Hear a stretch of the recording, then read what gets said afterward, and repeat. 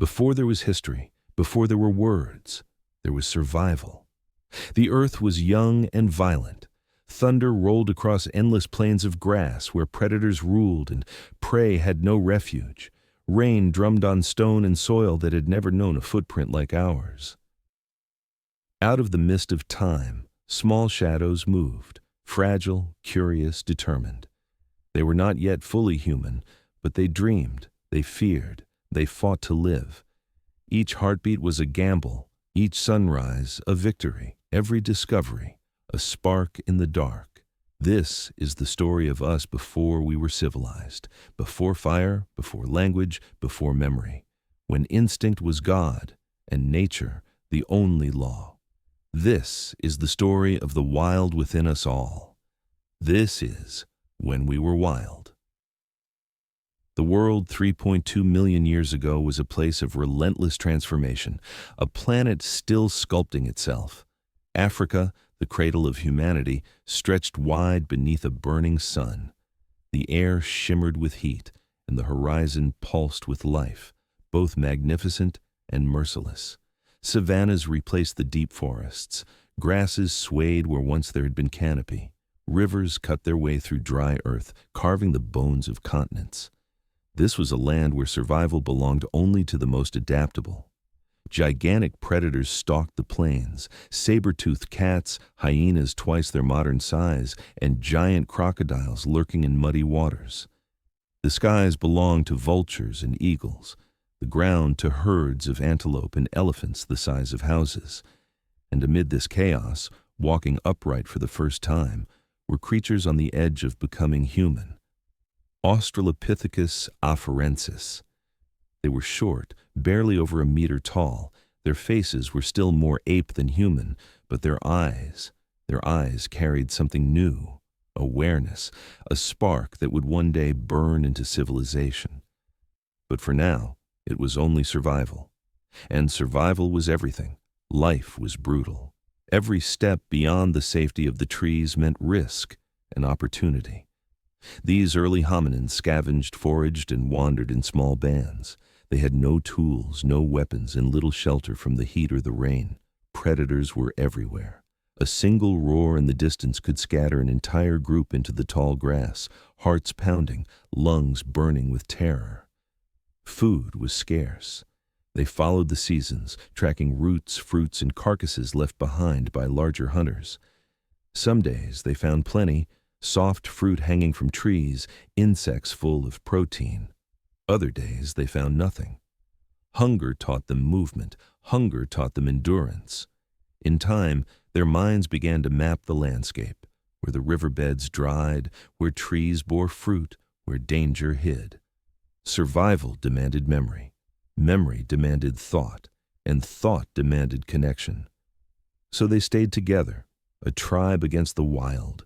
Each individual alone was vulnerable, but together they began to change the odds. At some point, curiosity turned into innovation. A broken rock cut more cleanly than a claw. A sharpened edge tore meat from bone.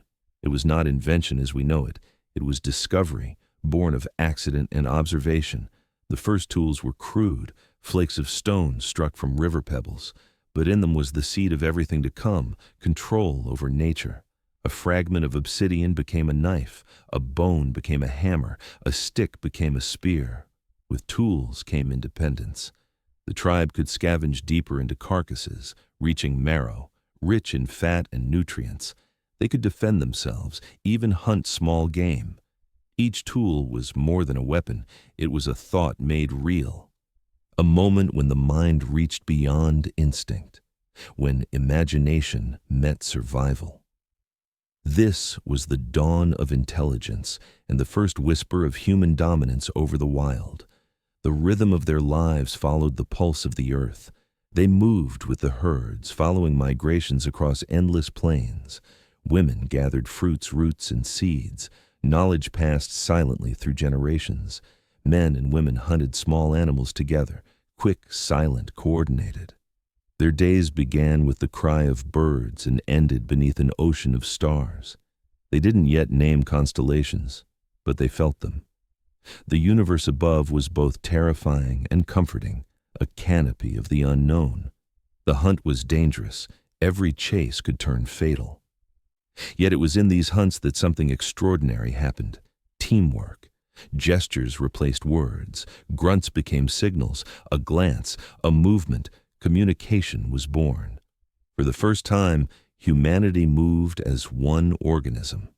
The tribe had become a living, breathing mind, one that hunted, shared, and survived together. And slowly, beneath the African sun, evolution began to favor cooperation over chaos. To live in this world was to walk among monsters, lions the size of bears, crocodiles longer than canoes, hyenas with jaws that could crush bone like twigs. Predators were not villains, they were forces of nature, and to the early humans, they were gods of fear.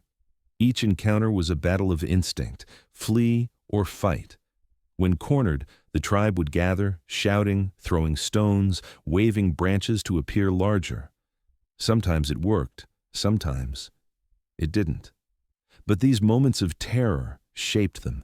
Every confrontation carved courage into their DNA. Every scar, a lesson in resilience. The wild tested them, and through that test, they learned the value of unity. They learned that fear could bind them together. And in that shared fear, they began to understand strength. Around the flicker of moonlight and shadow, the tribe rested. They huddled together for warmth, for safety. Touch became language. A hand on a shoulder meant stay close. A cry meant danger. Empathy was born not from reason, but from necessity.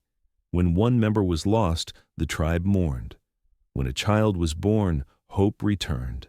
These emotions, compassion, grief, love, became the foundation of what it meant to be human. Elders remembered paths, fruits, and predators. The young learned by imitation, by watching, by feeling. Knowledge was passed not through speech, but through the living memory of the tribe. And though they had no gods or words for destiny, they began to sense something greater than themselves, a pattern, a rhythm in the heartbeat of the world. The tribe was no longer just surviving. It was becoming a story. Then came the spark. Lightning struck a destined tree. Flames danced for the first time before their eyes, a thing alive, hungry, terrifying, and beautiful.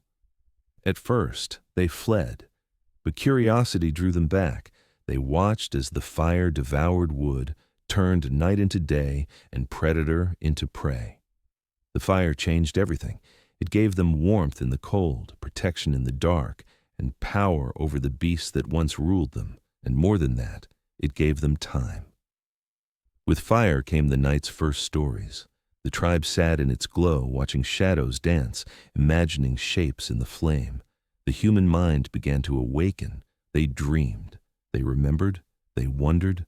The world was no longer only what was seen. It was what could be imagined. And that imagination would become the most powerful tool in the history of the earth. 3 million years have passed since those first footsteps echoed across the savannah. Civilization now covers the planet. Cities of steel and glass rise where once stood forests and rivers. But beneath all our progress, something ancient still beats within us. The same instincts, the same hunger, the same spark that once guided hands through the dark. We still chase, we still build, we still dream of fire. The wild never left us. It simply changed shape. Every act of courage, every invention, every moment of awe is a whisper from those who came before. They taught us that survival is not just the act of living, it is the art of becoming. When we light a fire, we remember them. When we tell stories, we echo their first words of wonder.